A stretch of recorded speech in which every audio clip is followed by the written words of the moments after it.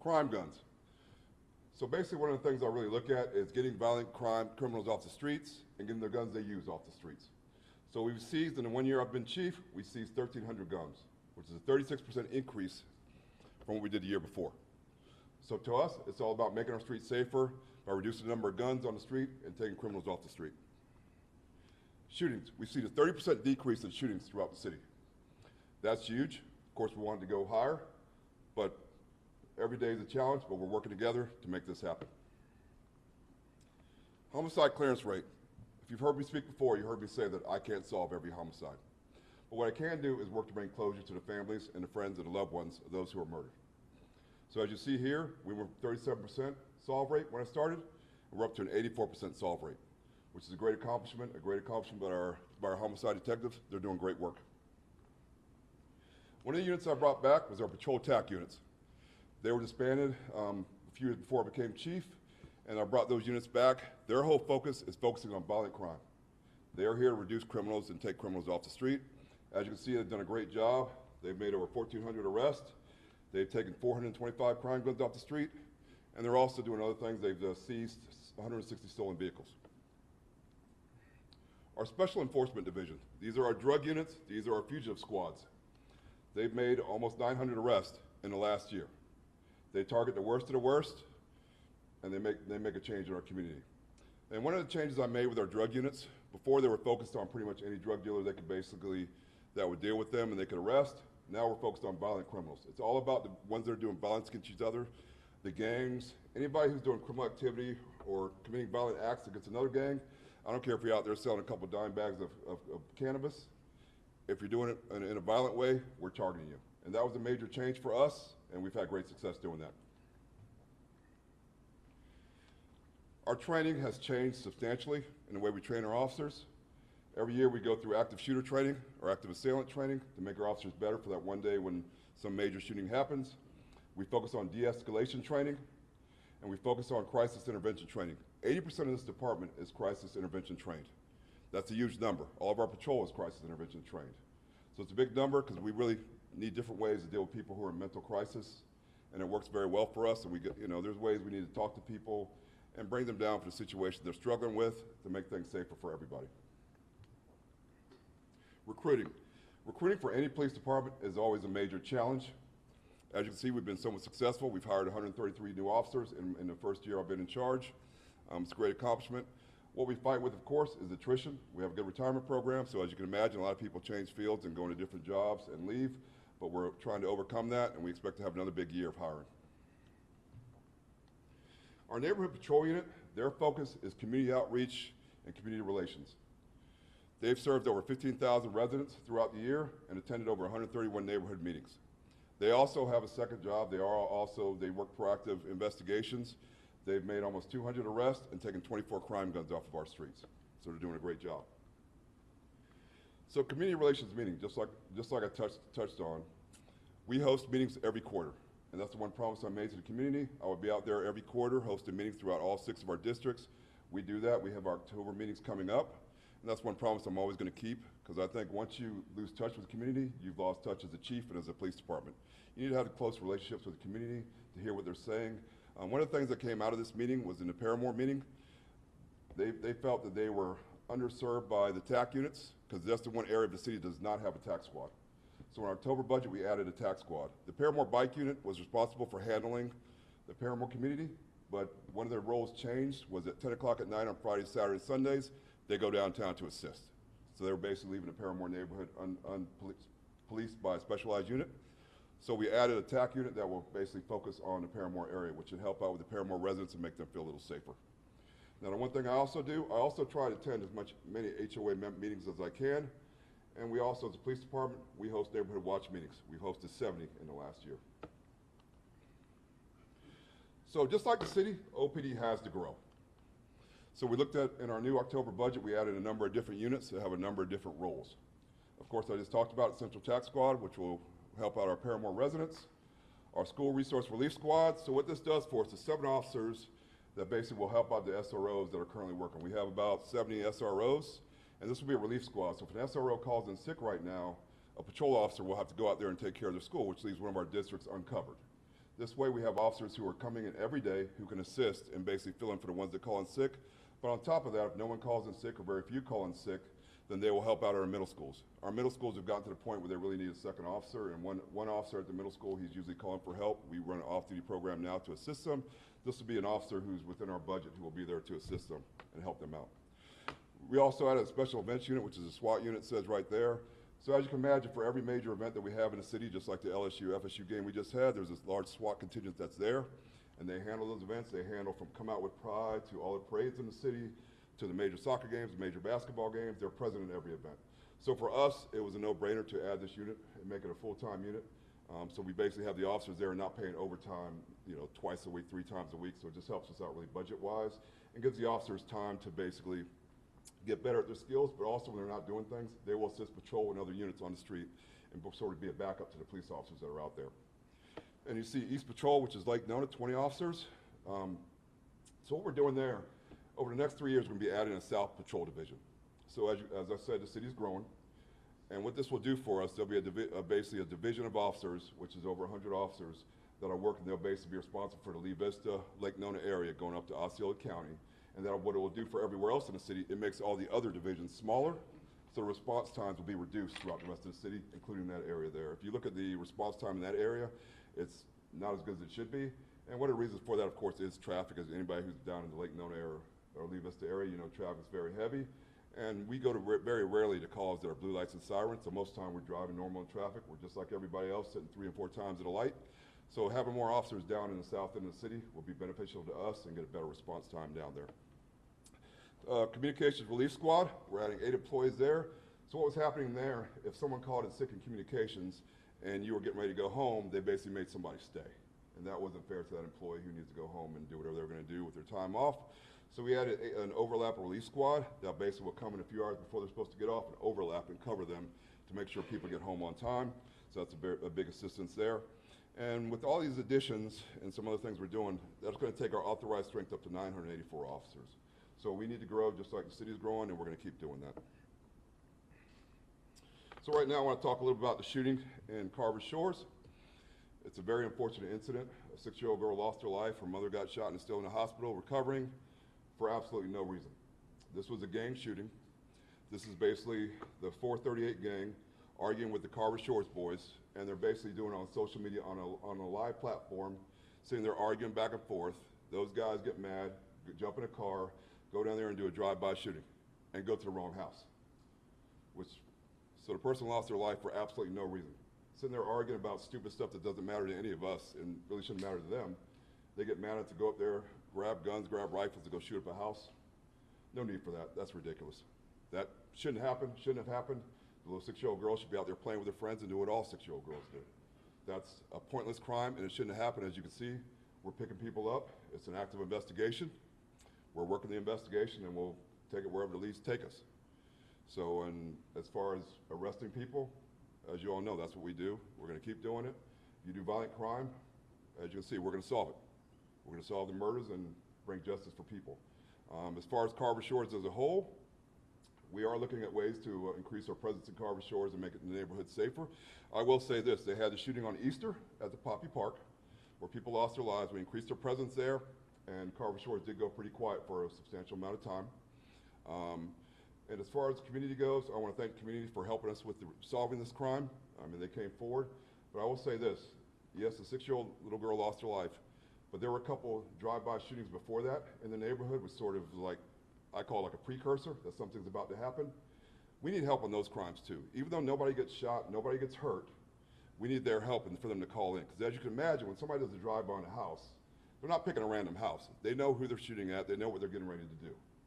So of course the victims in the house don't want to cooperate with us. So we need the community to come forward. If you see something like that, give us a description of the car. Let us know what just happened. Call in, let us know what's going on. Because we basically move our officers around to basically in the areas that are having issues, but we need to know what we're looking for. So we really need the community's help for those small little crimes, because as you saw, there were 2 drive-bys before that, spaced over about a week or 2, and then the next thing comes, this is sort of the climax of the situation, what happened. So we need the community's help for those little things, because I know that people just say, oh, I just heard gunshots, no big deal, roll back over, go back to bed or whatever. But we need their help when those kind of things happen. If you see something, definitely call in and give us the information. so we can get ahead of it. You know, if we can get out there and know who did it, talk to those kids that are doing it, and make a difference. The other thing I'll say, these are some very young suspects, and as you've seen since I've taken over as chief, a lot of these murders are committed by very young suspects, and a lot of these are tied to gangs.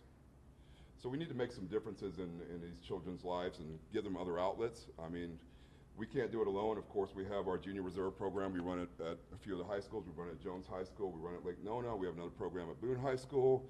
We have our Operation Positive Direction, our mentorship program. But there's a whole lot of other things we need to do to touch a whole lot more youth out there. You know, there's Boys and Girls Clubs. The city has their rec program, after-school programs. We need to get the kids involved in other things that'll basically take up their time and, you know, show them there's a better way to do things, because we're having way too many of these shootings. All right, now it's your time. Any questions? Chief Smith, why are all 4 suspects facing first-degree murder charges? Basically because of the way they did the crime. I mean, the state attorney will give you exact reasons why they are facing first-degree murder, but to me, you drive up to a house, you stand in there, shoot it up. Yeah, that falls under that because it's premeditated. They're arguing online. So, I mean, you're arguing online, you leave your house, you go there to commit the crime. To me, that's, you planned it out, you thought about it, you knew what you're going to do, and that's the result. You get a first-degree murder charge. Did all 4 suspects shoot at the house, or was it one shooter? How many people fired? That's all part of the active investigation, so I don't want to get too far deep into that. Chief, how important is it for parents, guardians, whoever the most in touch mentor is to these kids, to encourage them that being in a gang is not status, that's not that they've accomplished something, that there's other things to achieve? It's very important. It's important for us as a community to show them that there's other decisions they can make. There's better things out there. I understand if you're born in a certain neighborhood, you know, you may automatically be recruited into a certain gang. We need to change that. We change that mindset and give them other avenues, and you know, through school or after-school programs or whatever we're doing for them. Show them there's a better way of doing things. And they have opportunities. I mean, their young age of, you know, that 15 to 18 range, 14 to 18 range is just a touch of their life. They have so much more they can do, so much more they can accomplish. They can be somebody. They can be whatever they want to be, and we have to show them that. What is the effort that you are doing to reduce the gun violence in juveniles, since you say you have an increase in guns crime? What are we doing to combat that? What is your efforts to reduce the juveniles' access to a gun? Basically what we're doing now, we're trying to take as many guns off the street as we can, and we're basically being very proactive. Even with the law change, we're still very proactive, and as you can see downtown, we still average probably 15 guns taken off the street with arrest a weekend or a night downtown. And that's just a good example because it's just a condensed area where we use and we can really see it happen. But our efforts are to basically, as people do crimes, we take them off the street and we put them in jail or juvenile, wherever they need to go. Now I will say we have a very active gang unit. And so that's one of our big things we do. We target the gangs, and we target them on an individual crime. You know, if they do an individual crime, we target them there. But we also use like racketeering statutes to target the whole gang, because that's where you're really going to make a difference. So we want to dismantle the gangs as a whole and make it safer for everybody. For everybody. And as far as helping them, we have a number of programs that, like I just talked about, our juvenile law enforcement leadership program that we partner with, our Operation Positive Direction mentorship program. Our summer camp that we have for the kids. It's a number of programs that we host, but we can't do it alone. We need a whole lot more help. And then, you know, there's so many kids out there, and there's so many other great programs out there, from the Boys and Girls Clubs to our after-school programs. We all need to be a part of it to make a difference. Chief Smith, what's your relationship like with State Attorney Andrew Grant Bain, and how are the two of you going to work together to make sure Orlando is a safe place? It's very good. In fact, I just talked to him right before I walked in here. We talk very regularly. It's basically the mission of both of ours to take people off the streets, to bad criminals off the street, and then he'll take care of it from there. And I think he's very proactive, which I like, as you can see.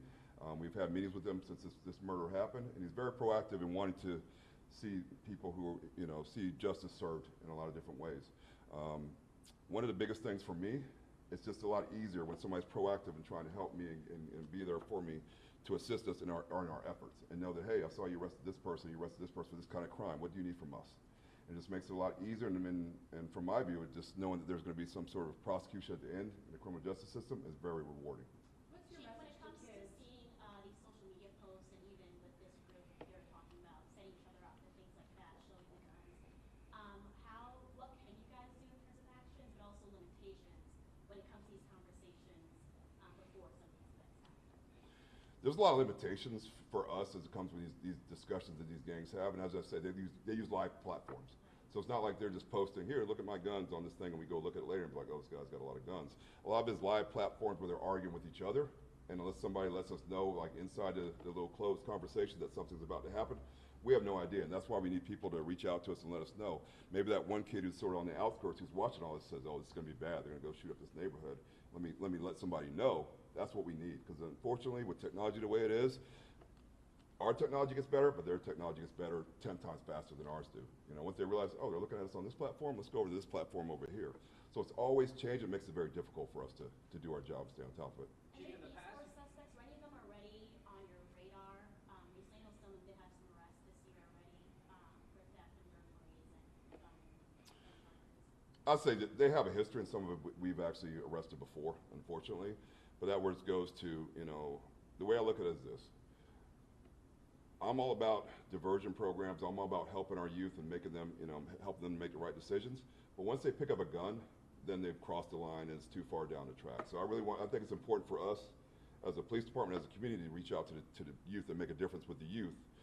You know, when they're doing the little things, oh, you did shoplifting, hey, let's get you back on the right path. You did, you know, you stole a car, let's get you back on the right path. But once you're doing violent crimes and hurting people, I really don't see a good return from that. I mean, you may, you know, we may find a way of helping you in the future, but as far as the majority, it's very hard to help you once you start picking up a gun.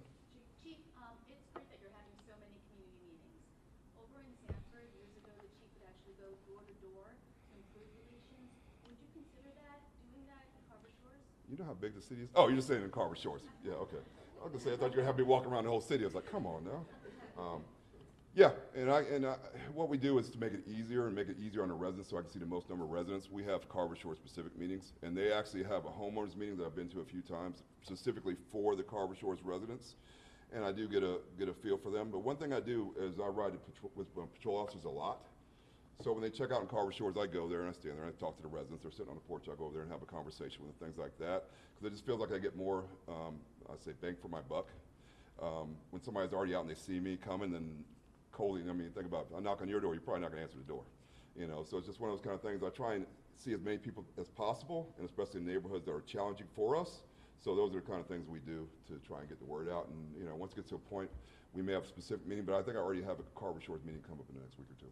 And also cameras, are you planning to install cameras in the area that we just have in Carver Shores? If so, how many? What's the plan? We don't discuss how many cameras or where we put them just for operational security things. We are looking at adding cameras. I think somebody ran a story on with the commissioner that there's Poppy Park, which we're going to be adding cameras to Poppy Park. That's working with other parts of the city to add cameras. That's one thing we do. We work with other parts of the city who actually control public safety cameras to add those. But one thing I'm looking at now is what I want to partner with some of our vendors and some of the companies that we deal with and do a handout of cameras in a few of the neighborhoods, and Carver Shores is definitely going to be one of those. So just handing out doorbell cameras. I mean, we get them at either, you know, we get them at either a cheap rate or we get some people to donate for us, and we use some of our partners to help us with that. But I think that would go a long way in helping with things, because that's, as you can imagine, in a neighborhood like Carver Shores, you know, our cameras are usually, you know, at the end of streets and things like that nature just because of the way it is. But when you get a whole lot of houses together, you know, we sort of go blind in those areas, you know, but if we had a lot of doorbell cameras and people could share their doorbell footage with us after it happens, it's very helpful to us. The more footage we get, the better. So that's one of the things we're looking at right now is partnering with some people, and probably in the next month or so, you'll see me back up here talking about the program, how we're going to roll it out, how we're going to get cameras out in people's hands. But my big thing is to get the most number of cameras out to people's houses as we can. You know, and the doorbell cameras go a long way. A lot of people have them, but a lot of people need them. You know, I'm willing to give them out for free and help people to better protect themselves. Chief, you had mentioned early intervention with kids when it comes to committing crimes like burglaries. So in your years of experience, what tactics have you found that don't work when it comes to intervening with kids that are committing these crimes early on? I think the tactics that don't work is making somebody do something. They have to make a choice, and that's one thing I've seen where things fail time and time again. You have to be here. You have to do this. You have to do that. We all know kids don't really respond well to that. They need to make a conscious choice to pick a better road, and we just need to give them a lot of offerings that offer a lot of better roads for them to take, and to point out the reasons for taking a better road, the advantage they'll get. I mean, getting a job like we all have, something like that, having a future.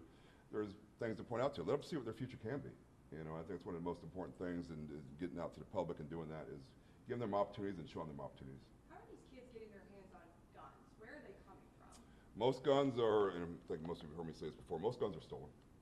Most of the guns that kids get their hands on are stolen. They're stolen out of cars. They're stolen out of home burglaries. Most of the rifles come from home burglaries. Most of the handguns come from cars. And as you can see, if you watch some of the burglaries that we do, and they'll go to an apartment complex, they'll hit 70 cars in a night. They'll just go there and they're very fast, very efficient, and you can leave your purse in there, you can leave a computer in there, they're not going to touch it. They go to the middle console, they go under the seat, they're looking for guns, and then basically move on to the next car. They're just looking for guns to take guns. That being said, a lot of people carry, a lot of people have guns. In your mind, is it good policy for them to make sure that when they park their car for the evening, to take that weapon inside their home? Yes, that's huge. And if you see any police department social media, we sort of call it the 9 p.m. routine, just reminding people to get the guns out of their car and take them back in their house because it's just so dangerous. I will go a little bit further and say, hey, if you buy a gun, have a gun, may have had a gun forever, record the serial number. Because there's so many times we go there and someone will say my gun got stolen, but they don't have a serial number. So basically it just goes in, oh, my Glock got stolen. Oh, okay. We have a serial number, we can put it in as stolen and actually look at prosecuting the person who took that gun. Chief, downtown, you guys have done a lot in terms of, like you mentioned, obtaining guns and patrolling that area, especially on weekends. Are you guys currently working on considering doing more of that specifically in areas we know have gun problems, especially for teens? Doing more what? Kind of the setup that you guys made downtown, patrolling on the weekends with security and after the shootings that happen there, doing something similar in areas that we know have gun issues as well. A lot of those things went away when the gun law changed. So like you saw, we had dogs, checkpoints, and all that kind of stuff. But if you think about it now, carrying guns is legal. So a lot of things that we could do before, we can't do anymore. Because you can have a gun, so the dog alerted that you have a gun. That's nice. I mean, it's just one of those things where the laws change, it's sort of limited with what we can do as far as enforcement goes. So we do it the other way. We basically target the criminals and we do enforcement that way and saturate the area of police officers and look for, proactive ways to, get the guns off the street. So that's Chief, basically. 3 more questions. Chief, you said the mother and the child were not targets. Does that mean Isaiah Wright was a target? I'm not sure who the target was. Was he part of the gang? Oh, you're talking about the person who lost their lives? No, I'm just not really going to talk about what's his status is right now. They're still working out his status and what he is. So once we work that part out, then we'll definitely be getting back to you. And let Chief, you in know the that. past you've declined to name these gangs who are part of these shootings. Why name them now? Because it's got to the point where we have to make a difference and we have to target the gangs individually and we need to target who they are and what they're doing. Because before we weren't sure and there were multiple gangs doing things. Now we know exactly which gangs are doing what and how they're doing it. So we need to target them and bring it to everybody's attention. These gangs are tearing down our community. And they're so specific to certain areas, like the 430 or Pine Hills gang. And then you have the Carver Shores boys, of course, they're Carver Shores. So we're targeting them and looking at them. So they're so specific now, we can target them. We need to make a difference. And do you know if the city CVI program has a presence in Carver Shores? I'm not sure. I mean, as you can imagine, the CVI program is separate from ours, just by design. But I will say any program that reduces violence, we fully support. But that program, just because of how it's made, what it is separate from the police department. All right, one more What's the question. feedback that you receive in these community meetings? Because we receive message too, and the community feel really unprotected by Orlando Police Department. So what is your message for them? My message is come to the meetings, tell me what you feel, tell me what you're thinking, and we're here to protect our community. I think we do a very good job. As you saw, the stats show it. Crime's going down. We're very proactive, and we're going to keep being proactive. We're going to keep making a difference in the community, keeping everybody safe. Thank you.